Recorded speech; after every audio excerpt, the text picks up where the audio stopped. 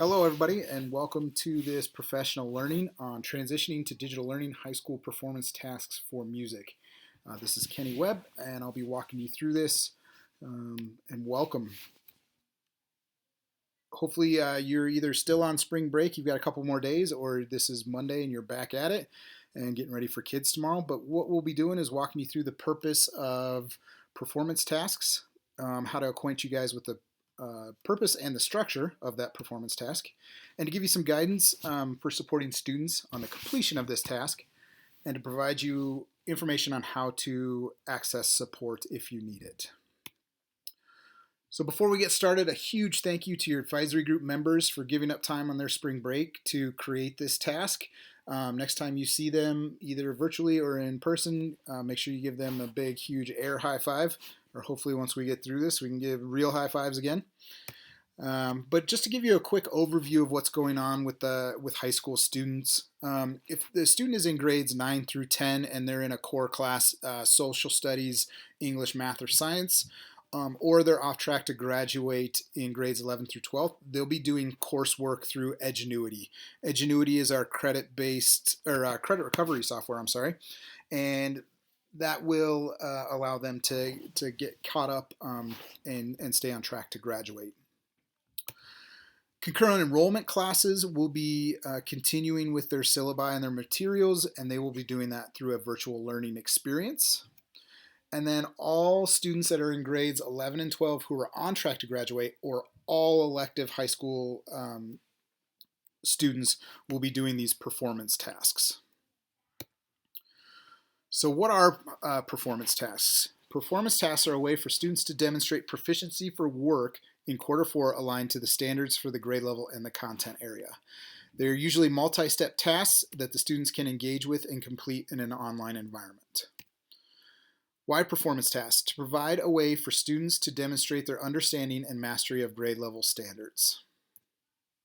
So to give you a quick overview of what we're asking all music students to do, we're going to have them analyze a piece of music. Students will choose a piece of music to analyze. If they have trouble with this, you'll need to provide support in offering different pieces that they could choose. And then they will research the piece and write corresponding paragraphs that go along with that shows proficiency towards the standards. So this is what the performance task will look like. So it's broken up into 4 paragraphs for the unweighted courses and 5 paragraphs for the weighted courses.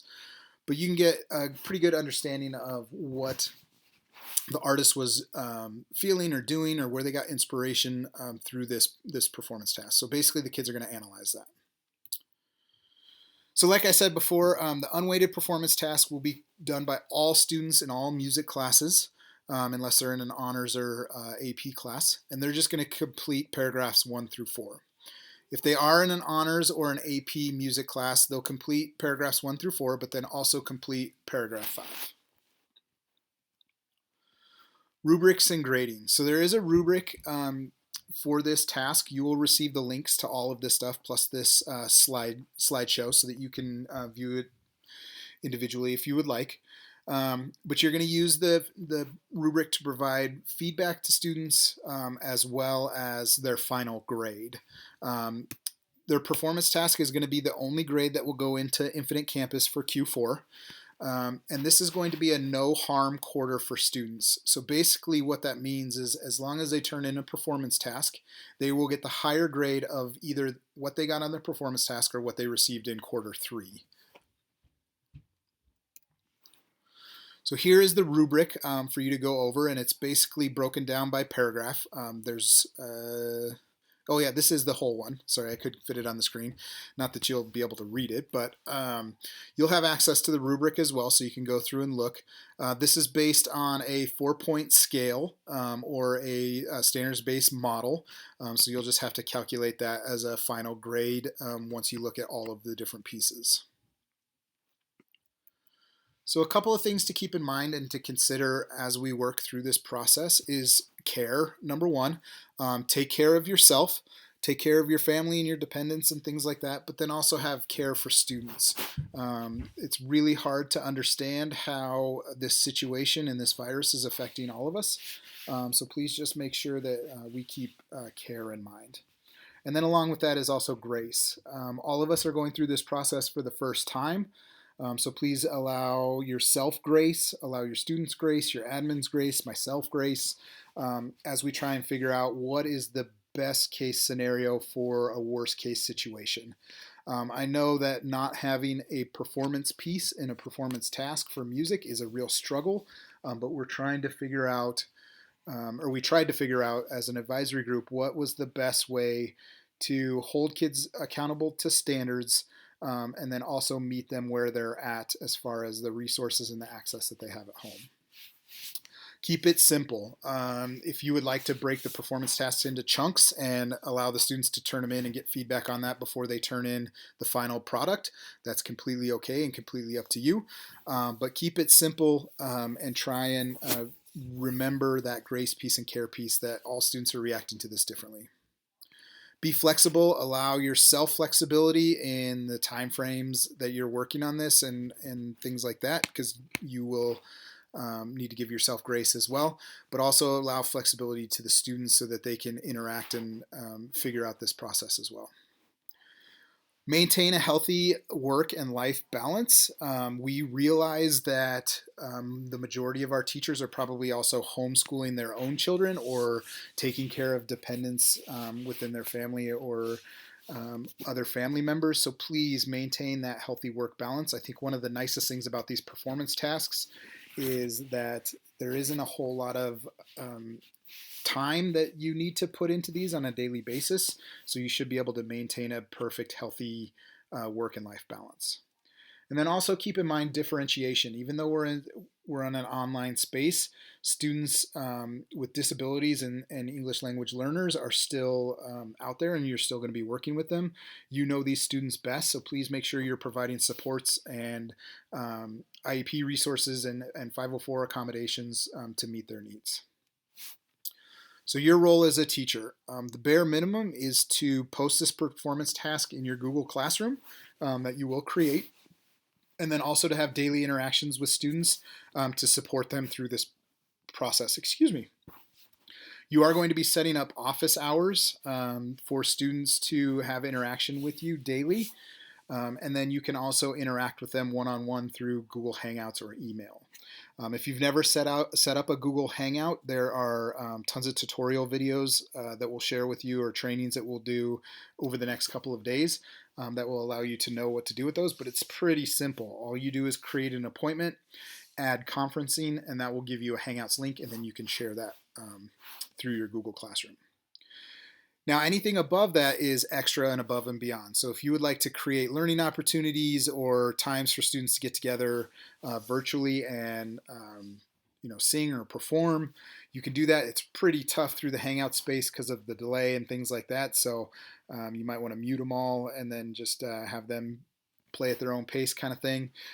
Or you can also create opportunities for students to interact with each other through different things in Hangouts or questions that you post in Google Classroom.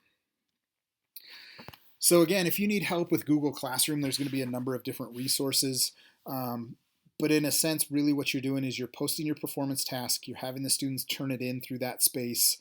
You'll create those Hangouts for office hours, and then you'll really only post any other supplementary materials. Now, anything that you post on there other than the performance task cannot be graded, or there cannot be an expectation put on the students for them to turn something in or anything like that. And then remember, try and create as many opportunities as you can for students to interact in a virtual space. If you need assistance on any of this stuff, we do have ed tech coaches that are out there that are more than willing to help you. If you don't know who your ed tech coach is for your building, you'll follow this chart. Just look and find where your building is, and then you can tell which ed tech coach you have. Greg, Kyle, Jan, and Dusty are all amazing people, and they're more than willing to help you out or send you links to tutorials that you can watch to figure it out at your own pace. So if you need any additional support, or if you have any additional questions, please feel free to reach out to me through email. You can also reach out to your advisory group members, specifically the ones at high school, but all of them were involved in this process. So you can reach out to them if you have any questions on how or why this was chosen, or me as well. Next week during the beginning of the day from 8 to 9, I'll have drop-in office hours if you'd like to ask me questions face to face, that kind of thing, or I can always call or email as well. The help desk is also out there as a support. They are really there to filter questions. So if you have a question that you're not exactly sure who it should go to, you can always email the help desk, and their main job over the next couple of weeks is just to filter those questions and get them to who can answer them. But again, if you need anything, I'm usually able to find you what you need. So email me, call me, or see me in office hours. So again, thank you for all your hard work on this. Thank the advisory group for all their work that they've done. And just remember those things to consider. You know, grace being number one. I mean, this is all a new process for all of us. I saw a great meme the other day of a teacher holding a book like first day of school, and it kind of feels like that again because this is such a new process. But allow yourself that grace and patience as we work through this, and hopefully we'll get kids back in building soon, and we can continue on with where we left off. So thank you again for all your time and hard work. And again, if you need anything, don't hesitate to reach out to me and or the help desk. Thanks, and have a good day.